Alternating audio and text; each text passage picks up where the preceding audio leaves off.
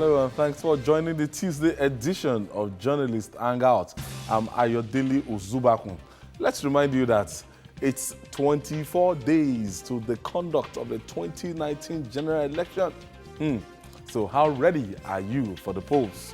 Today on the show, federal government begs ASUU to shift ground over lean resources.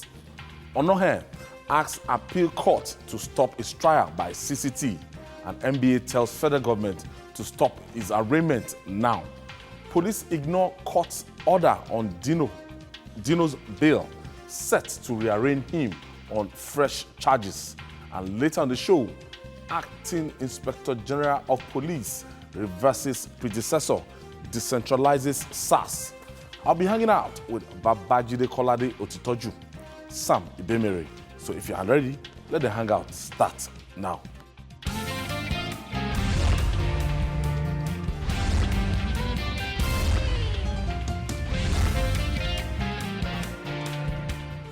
Thank you for joining us once again. Fall on hope.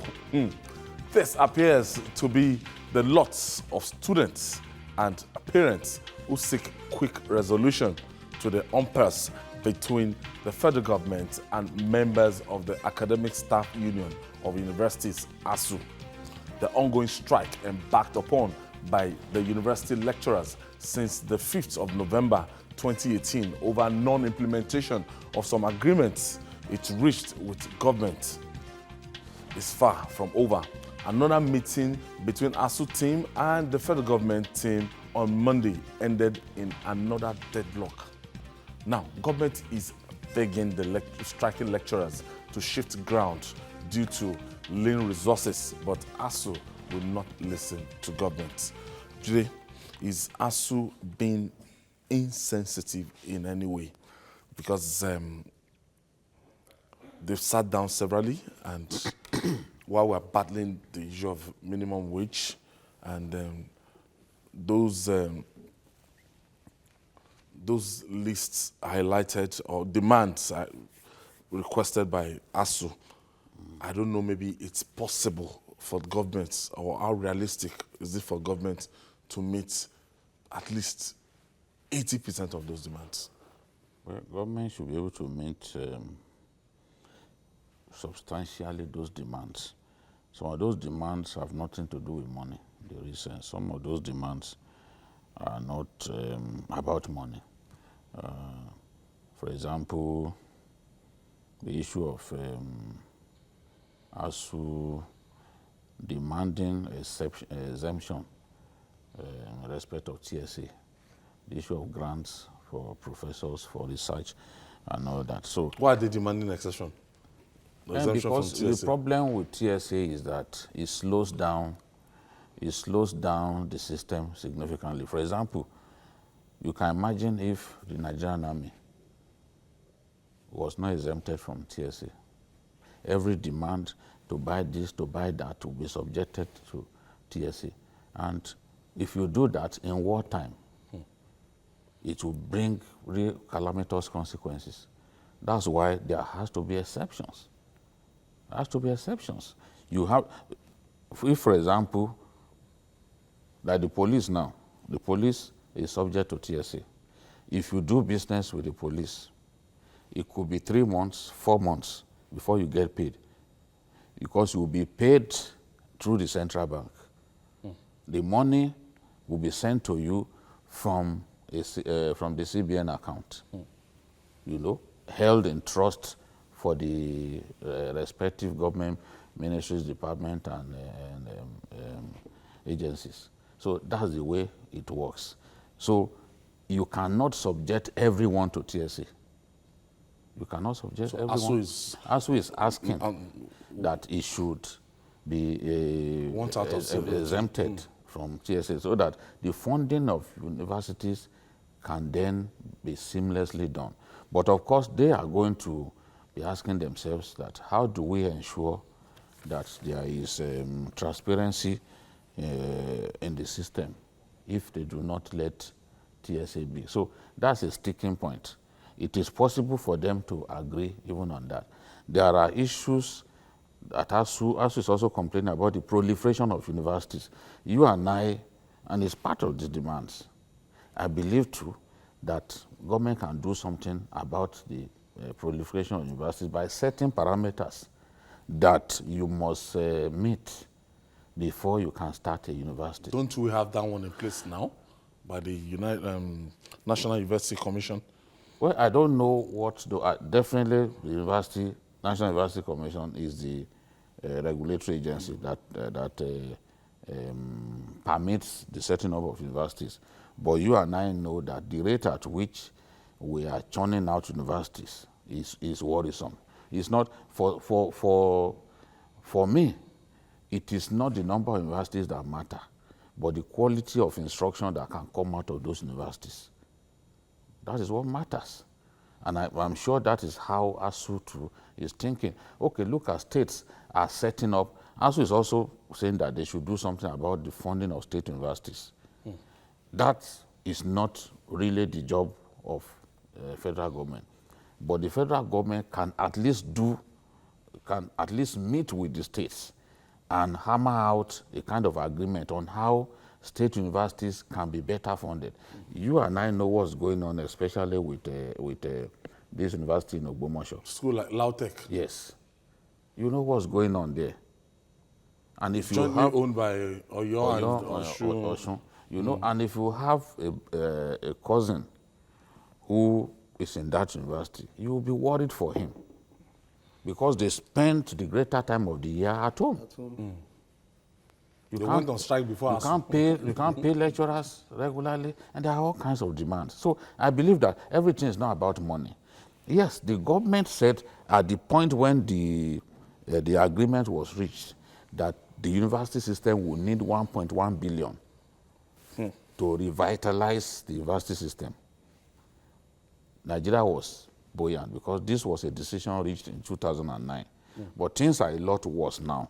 So ASUU members as patrons, I want to believe, would at least be able to shift ground by saying, look, we know that 1.1 trillion, it may be difficult. 1.1 trillion? Yes, to fund the sector.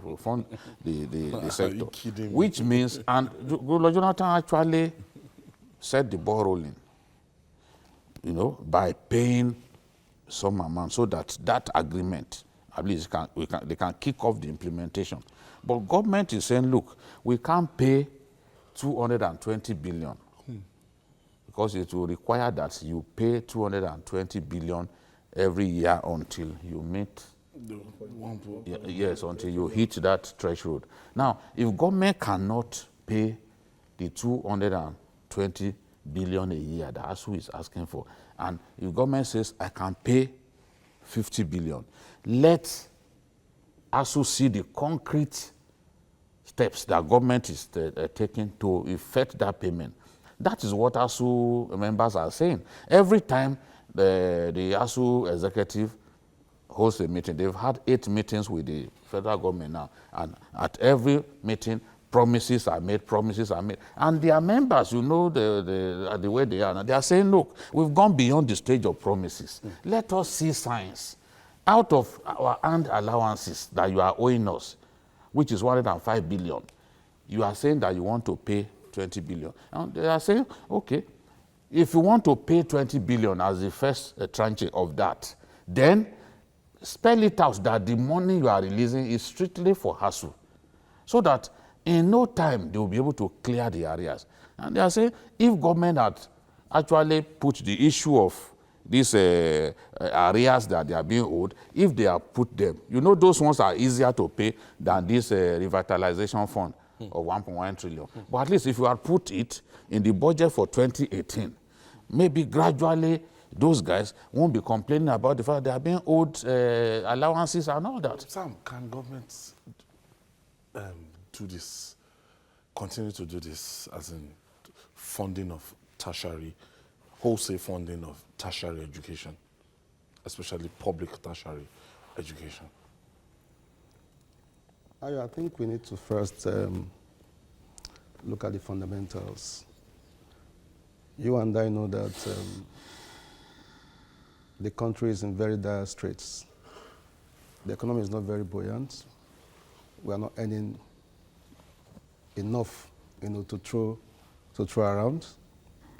And reason demands that everyone, is very realistic, about the demands being made. But beyond sentiments, this entire ASUU talk is about agreements, and agreements are meant to be obeyed.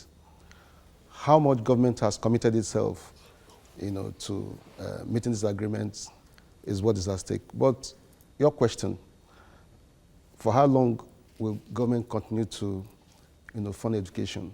We must admit that education is key. Education is central to the development of any country. And governments all over the world make a lot of sacrifice, huge sacrifice, in ensuring that it's able to develop its manpower. And universities are very critical to it. So whether government likes it or not, it will have continued to make substantial commitment to education. Now, the other issue that arises is how much of private contribution should come to play. Already, there are very clear signs that government cannot do everything, and that is why that sector, the education sector, is being opened up with establishment, following approvals of private universities.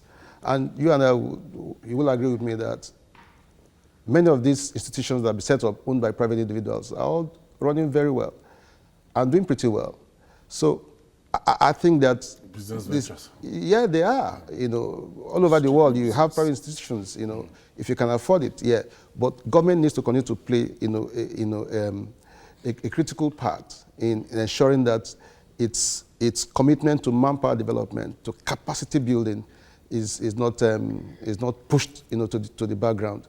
It will involve a lot of sacrifice, and that is the truth. But beyond that, also, I think that our universities need to continue to get a bit more creative in terms of generating revenue internally to run these institutions. We can't continue to sit back and wait to be spoon-fed, or they can't continue to sit back and wait to be spoon-fed by government 100%. All of us went through institutions. You have this culture of laid-back culture, if you permit, in most of our federal government-owned institutions or state government-owned institutions, where everybody is relaxed. You know that at the end of the month, the money will come and all that. But it's not so. We know that institutions of higher learning are indeed primed to get into research, commercialize their research, findings, and make money. That's why they have consultancies all over the place. So our institutions, the ones that are owned by the state, whether federal or the state government, need to get a bit more creative about how they can generate funds to run these institutions. Okay, let me quickly pick my first caller. Umar is calling us from Niger State. Thank you for hanging out with us, Umar. Thank you. Good evening. Good evening, Umar.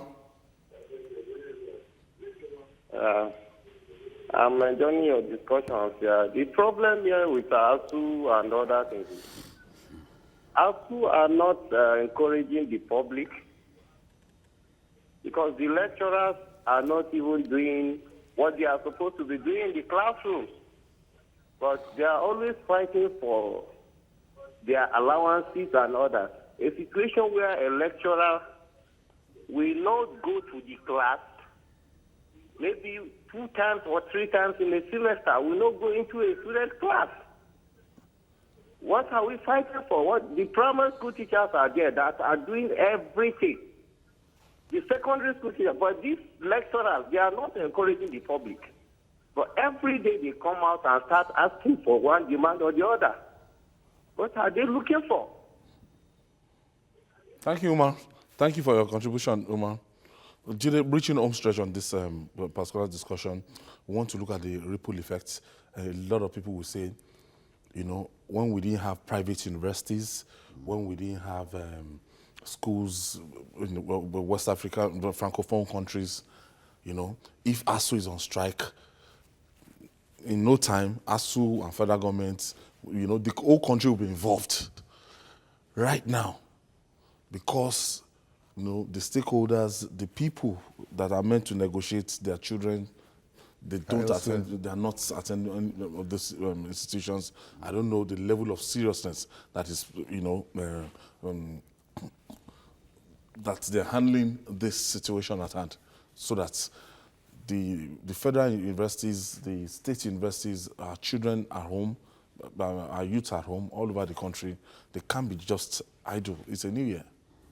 Yeah, I don't think that it has anything to do with the fact that there are private universities here and there. There will always be private universities, but it's not everyone who can afford 450,000, 550,000. Sometimes over a million. Sometimes over $1 million per semester. Not everyone can afford. So public universities are inescapably there for you and I to send our children. And some of the best brains in our country are products of this public university. No, the standard, but we still have the standard is still higher. Let me tell you, even private, let me tell you, some of the best trained teachers are in the private schools. You remember the Lagos, this spelling bee that they always do. Look at those boys who always emerge winners. Go and find out what they do in their school start examinations. Sometimes they'll come away with 9 distinctions, because there was a time that I followed them. One of them, I even remember, went to Unilag and came up with a first class. And all of those guys are products of public schools here in Lagos. So that is why we have to fund the public schools. Because teachers, the good thing about the public schools is that there is mandatory training for teachers, where the private school owners have no time to train, to send people, the teachers out for training. The public schools, it is part of what you have to go through to earn your promotion. So some of the best trained teachers are in the public schools. So we need to fund those public schools, revitalize them again, make them centers of excellence that they used to be. That is why I support ASUU in this course. So, and however long it takes, we must come up with a decision. There are universities more than 100 years old in America and other places that remain centers of excellence, centers of research. But what do we have today? If you pass through university during my own time, and you go back to your school, you'll be ashamed. I remember interviewing Sule Lamido, the former governor of Jigawa State, and he said to me that when he went to Barewa College, that is the school where some of the biggest northern elites were trained. He said he burst into tears because he saw that even the classrooms had no windows, no people were sitting on those windows actually, because the window panes had been broken, the roofs blown off by storm, and students continue to receive instruction in such decrepit positions. And then you ask yourself, is this the Barewa or that we used to know? So he was really disturbed, and he had to do something to fix some of the infrastructure there. This is the same problem that we are facing in the universities, and something must be done. You may not be able to provide all that ASUU is asking for, but you can at least shows a level of seriousness by the promises that you have made.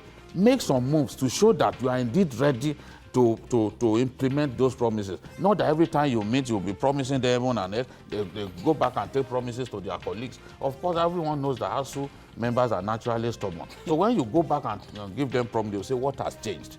That is the dilemma that the ASUU president faces. All right, moving on now. For a man who has administered justice on other people for years to be seeking to stop a court from trying him for allegation of false asset declaration beats one's imagination, rather than challenging the merits or otherwise of his travels. The Chief Justice of Nigeria, that's CJN Walter Onnoghen, has asked the Court of Appeal in Abuja to stop his trial by the Code of Conduct Tribunal, CCT. According to Justice Onnoghen and his counsels, the CCT lacks the power to try him.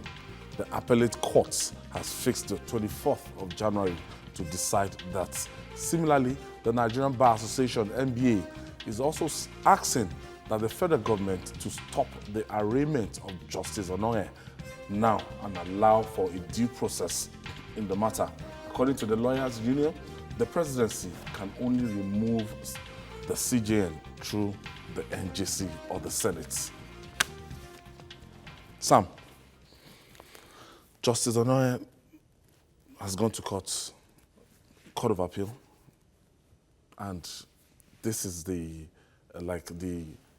arrowhead of the judiciary in Nigeria. The Chief Justice himself is like the head of that judicial arm of government.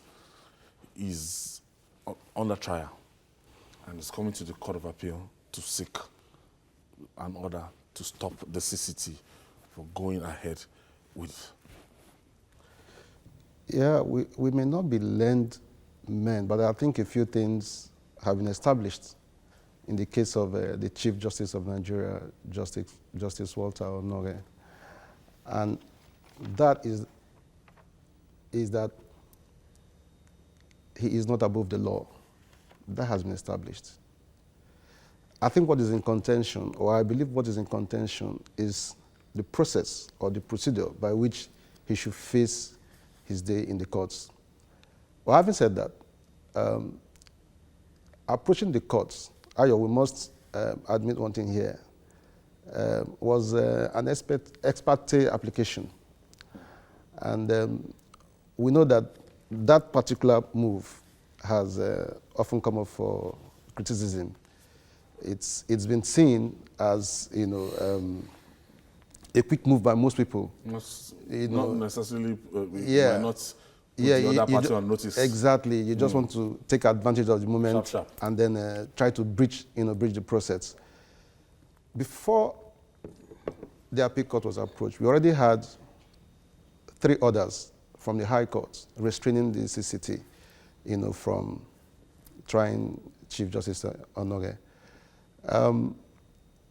My take from what is happening, having established the fact that it's not above the law, and that what the public is battling to understand is how the process of, getting him to explain his actions or allegations against him is what is key here. Law involves a lot of technicalities.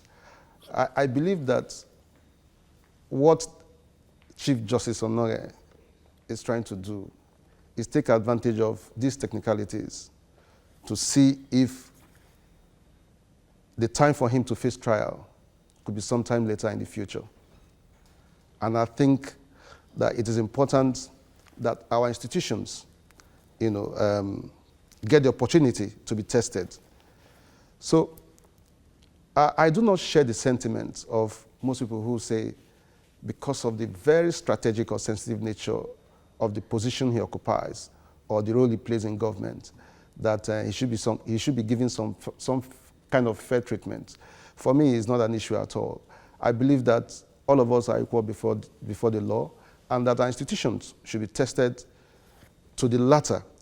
So running to the Court of Appeal and trying to get the industrial court, to stop the trial, for me, is neither here nor there. The beauty of, what has transpired is today, if you followed, the developments at the court today, is that Danladi Umar of the Code of Conduct Tribunal says, even though against 2 other judges who were dissenting, that what the high courts, are doing is basically meddlesome, that both of them are courts of coordinate jurisdiction.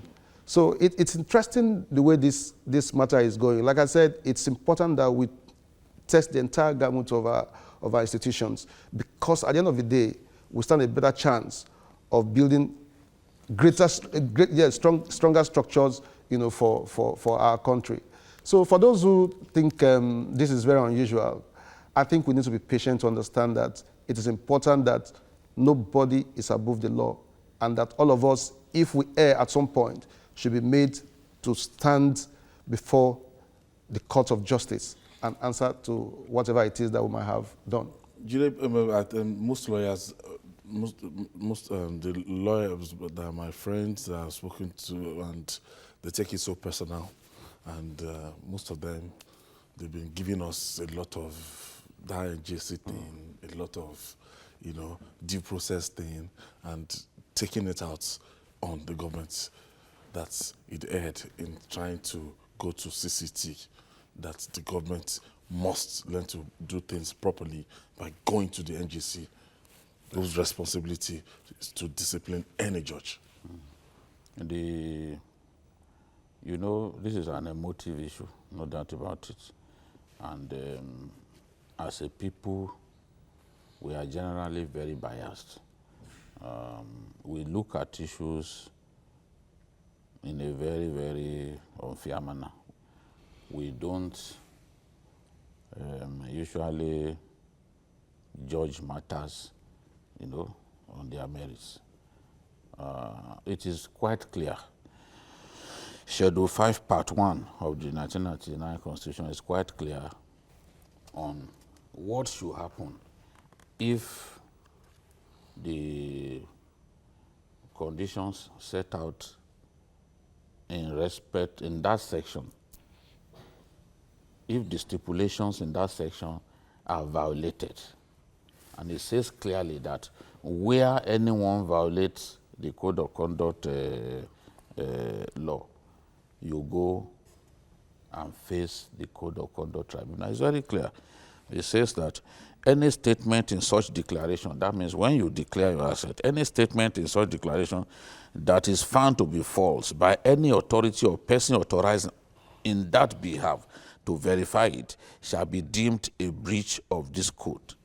So, and it sets, it stipulates that that person in breach of the Code of Conduct code shall be taken before the CCT. It didn't say that once that person is the CJN, it cannot be taken before the CCT. It just says that once you are in breach of the letters of that code, you are taken before the CCT. And that is the point that I made on the day we had this the argument here. And I cited the law. The good thing about the law is that it is usually written in a language that you and I understand. So now,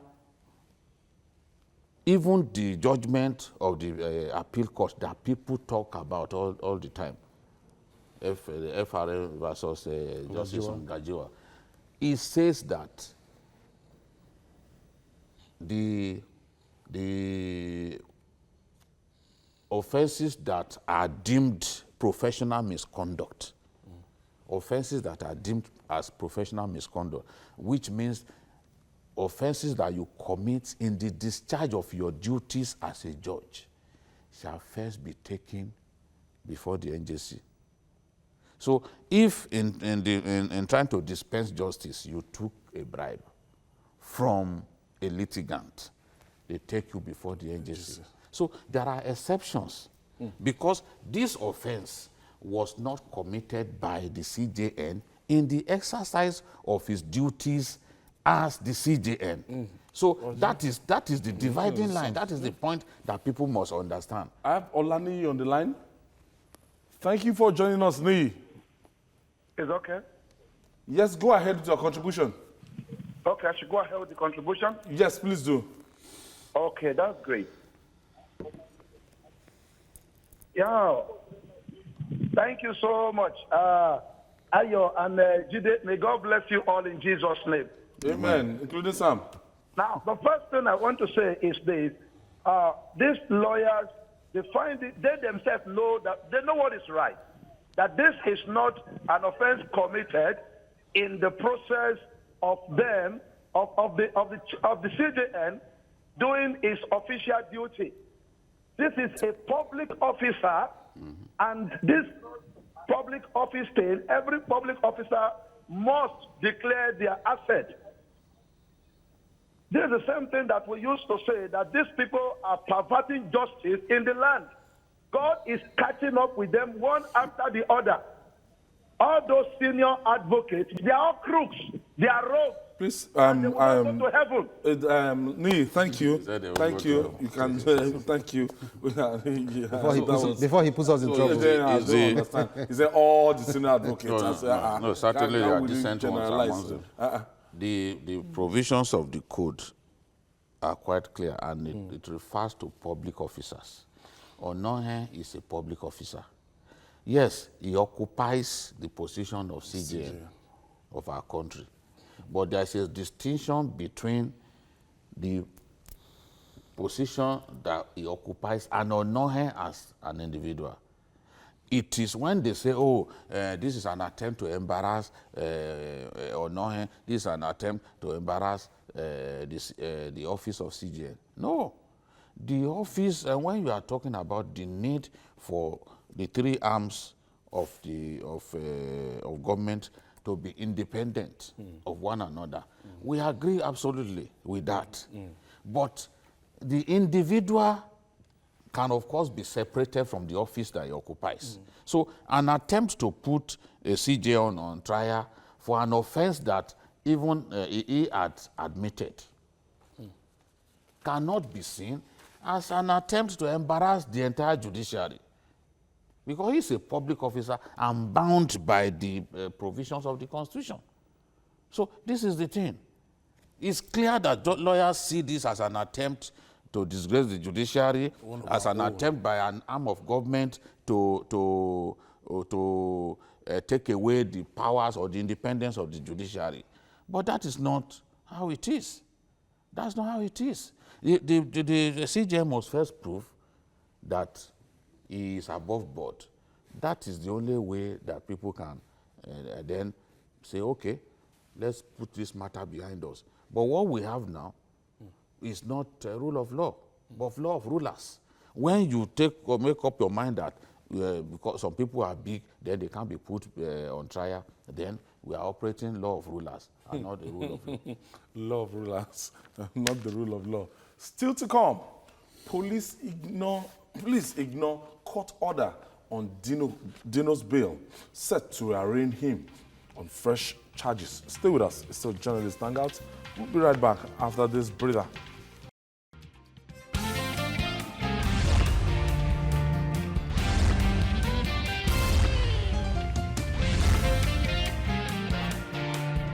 Favorite program, Journalist Hangouts, reaching you from the television station of the year, and the travail of Senator representing Kogi West in the National Assembly, that's Senator Dino Melaye, with the police, can be likened to a man stranded on a marshy land.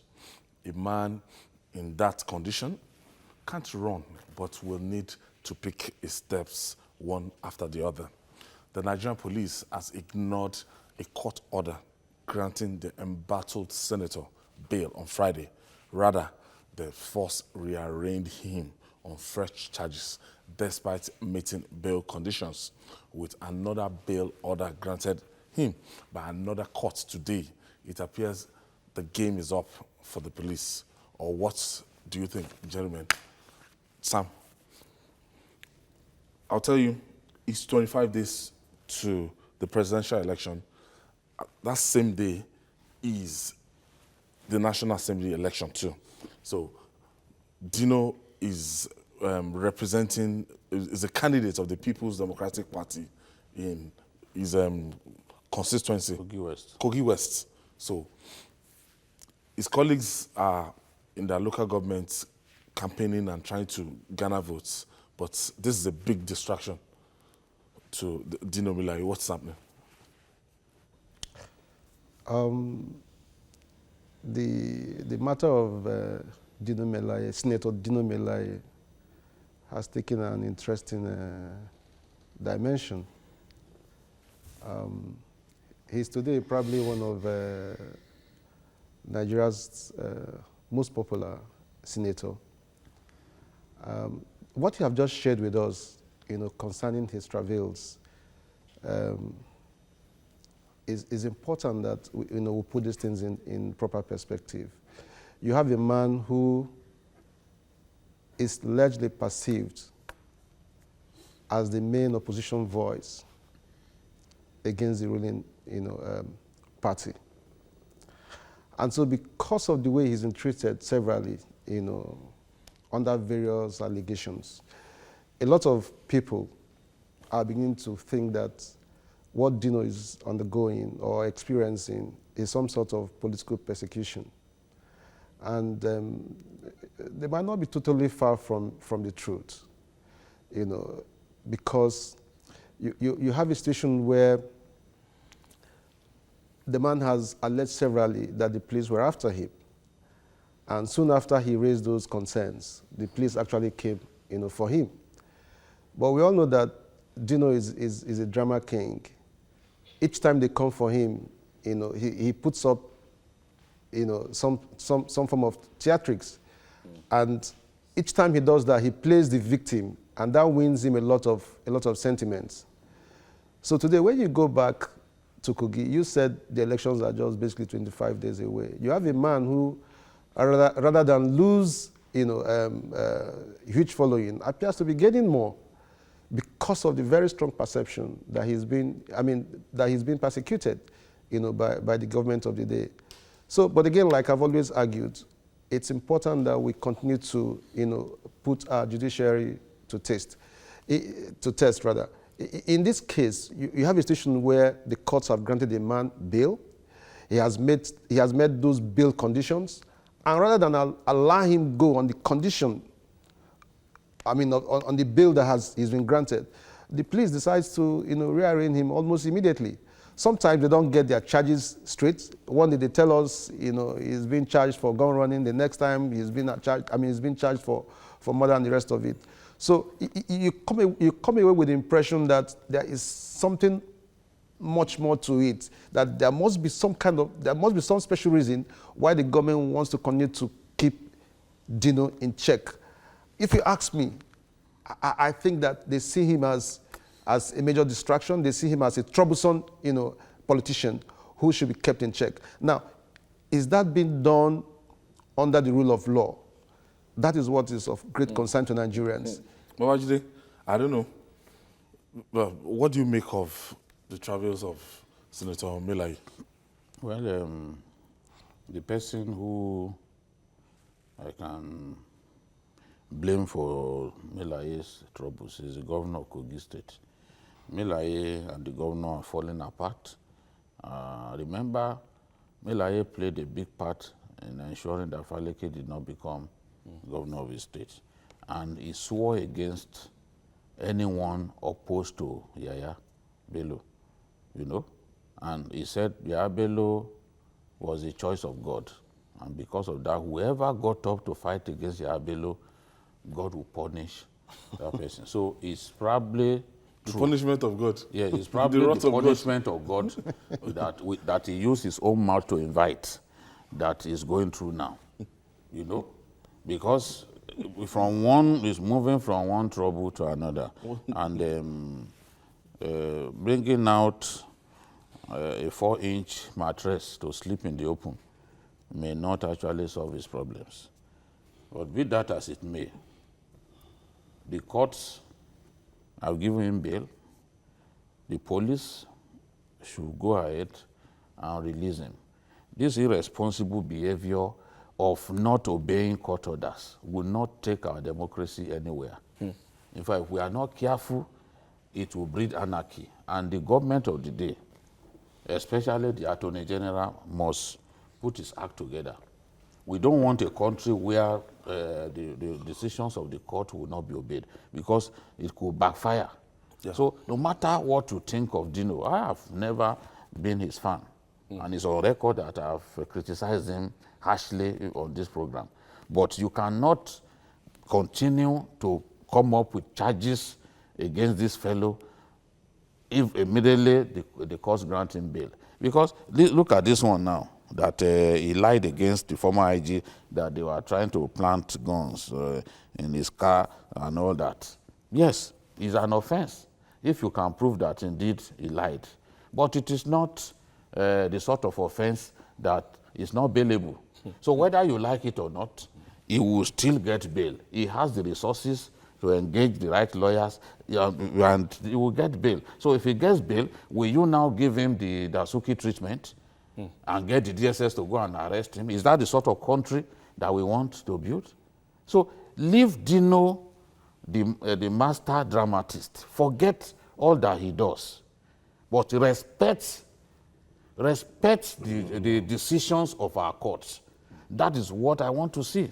He's the senator representing Kogi West, which is in my former state. But it does not stop me from... Your former state, you said? Yes, because I'm now officially from Ekiti. I'm sure you are aware of that I've adopted Ekiti as my state, and I have a new governor now, John Kayode Fayemi, and my hometown that I've adopted in Ekiti is Omuwo. You know Omuwo Ekiti. You know Omuwo Ekiti. Are you sure our ancestral home would let you go? Now the thing is, until we have good governance in Kogi, that decision, I will not rescind the decision. My father has piled pressure on me, but I will not rescind the decision. It is with a decision that I made publicly, and on the day that I'm going to rescind it, if at all, everyone will witness that moment when I will rescind it. For now, there's nothing like rescinding that decision. I know that people are pained every time I talk about it. They feel that I should be proud of my state of origin. But I've since found another state, and that is the truth. Very close to you. Yes, I can trek from there, from my former state. I can trek from there to my new hometown, which is Omuwoke. And I'm sure that my senator now is Senator Abiodun Olujimi. I'm not somebody who does not know those who represent him. Abiodun Olujimi is representing me currently. So the thing is, let's respect the laws of our land. If the courts grant people bail, for God's sake, Abubakar Malami, go ahead and let those people be released. Don't come up with brinksmanship, because the history will judge you harshly. This is not a military era, for God's sake. So this is the thing. Finally, when Sam mentioned something, Sam was talking about his popularity. Yes. That right now it seems that his stock is higher in his senatorial districts. From the beginning, when we began to show that when we began to move against him, he's becoming more and more popular. Dino, at the time when the governor came up with the idea of recalling him, that Dino was not popular at that time. Many people, even in his hometown of Ayeto Ogbede, went to the extent of signing that he should be recalled. But Dino had more time, to work on his excesses. He became closer to his people. The politicians that he had abused, he made up with them. He begged them, to the point that even some of those politicians who began to caution their own people not to work against Dino. And they began, the same politicians that Dino had attacked in the past, they were the ones mobilizing against his recall. So he kicked the can down the road with those court cases, that he was using to try to stall the process. Yeah, he couldn't eventually stop the process. He stalled it. The process now, by the time the process resumed, he had gained a lot of traction to the point that there was nowhere where they were able to meet the requirement. No constituency in Kogi West where they were able to make the requirement. And that is not all. And since then, you remember he mobilized his colleagues in the Senate to go and donate rice to hungry people in Kogi. That also resonated with our people in my former state. Who didn't have salaries to feed? Yes, hungry people. So he took rice to them. His colleagues too, they came with him, took rice to them. So those little things, you may think that these are just symbolic, but it makes a huge impact on our people. And it comes out, you see him appearing to be fighting for his people. When he sings a song, you will know that it's actually Abelo that he's singing about. When he sang the other day,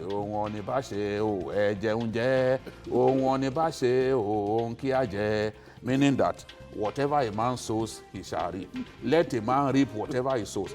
People will say, oh yes, he's attacking Abelo again. So it will make those who do not like Abelo happy. So this is his strategy, and that strategy is working. Don't also forget that he's someone who speaks different languages. The most densely populated part of Kogi West is Kotonkarufi, Lokoja axis. Now there's a significant population of Hausa people and the rest.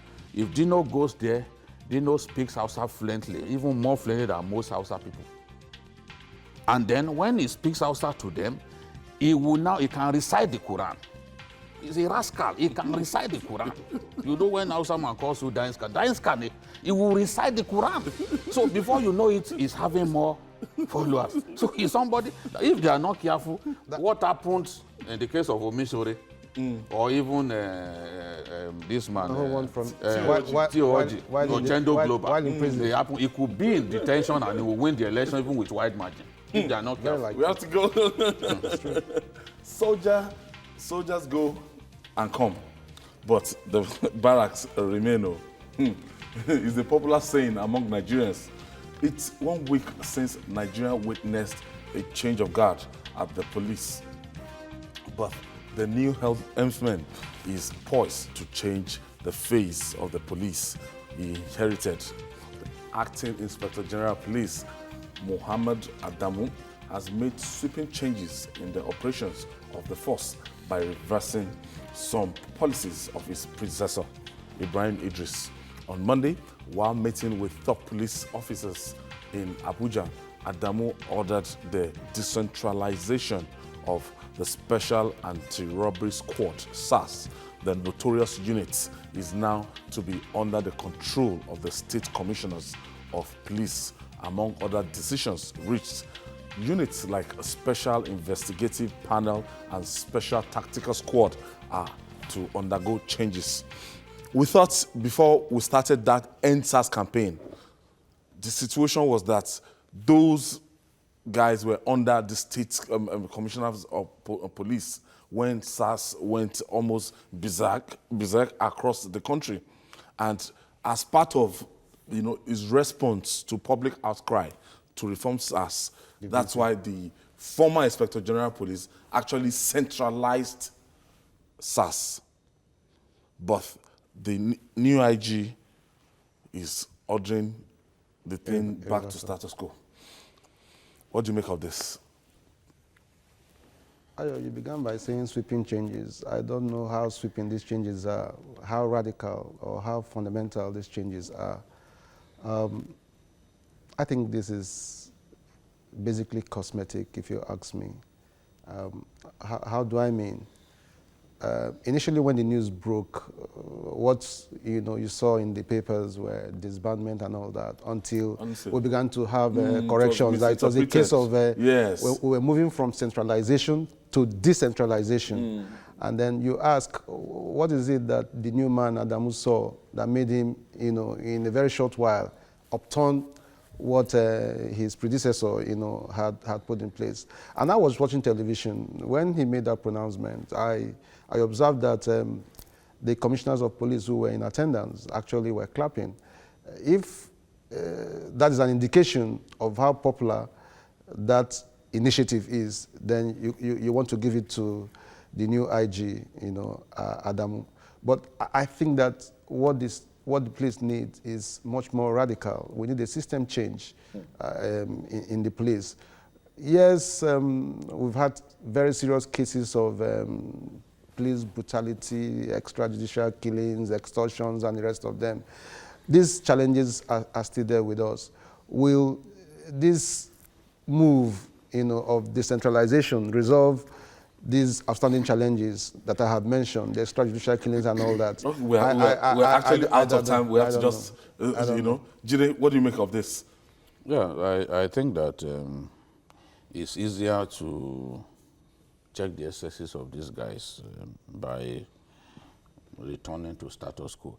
It's just a matter of determination on the part of the people who run SARS, whether they want to allow SARS to continue to operate like brigands the way they are. SARS getting involved in civil matters, resolving civil matters as if they are judges. SARS taking people to ATM points and collecting money at gunpoint as if they are armed robbers. So these are the things. He has much more to do in the force. He has to weed out the bad eggs, because the Nigerian police has a considerable portion of bad eggs. Get them out of the system. SARS can work, even under the present arrangement, but they have to be closely monitored. He has to put measures in place that will ensure round-the-clock monitoring. The way look at RRS. Look at RRS. RRS. The way RRS is monitored. If an RRS operative misbehaves, he knows he's in trouble. He's in trouble. He's in trouble. Be reported. And that has been tested a number of times by some of our colleagues who will say, okay, you've done this, and report. And you see action taken immediately. That's the way it should be with SARS. Because they've given the police a bad name. And we cannot continue to have SARS that is grossly irresponsible in conduct. They have to stick to their functions. Go after armed robbers.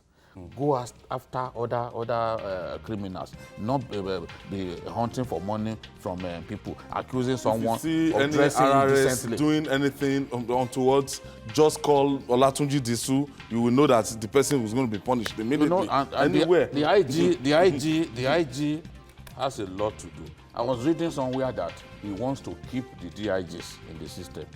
I don't know if it is possible for him to do that. But if he can do that, then that will be fine. I've seen people justify appointing AIGs. And I say, what's wrong with us in this country? In the past, we appointed IGs from the DIG ranks. Yes. Okiro was a DIG when he was appointed. Ops. Arase was a DIG when he was appointed. All of a sudden, this. What is wrong? Even Onovo was a DIG when he was appointed. So at the end of the day, you are appointing from the ranks of the most experienced and the most trained. Not simply to go and pick people. So if this IG thinks it still needs those DIGs that we have talked about in the past, it will be a welcome development to keep them in the system. So I pray that it succeeds along that line. Oh, I want to thank you, Sam Ibemere. Thank you for being part of this interesting edition of Journalist Hangout, and the maestro himself. Thank you as Thank always. you very much, Ayo. And that's our offering today. Join us tomorrow for another interesting episode of the program. You can also watch Journalist Hangout on our platform showing on the screen. We are also on YouTube, youtube.com/TVC News Nigeria. Our feedback channel is Journalist Hangout at tvcnews.tv. I'm Ayodele Ozuba. Bye for now. God bless Nigeria. See you tomorrow.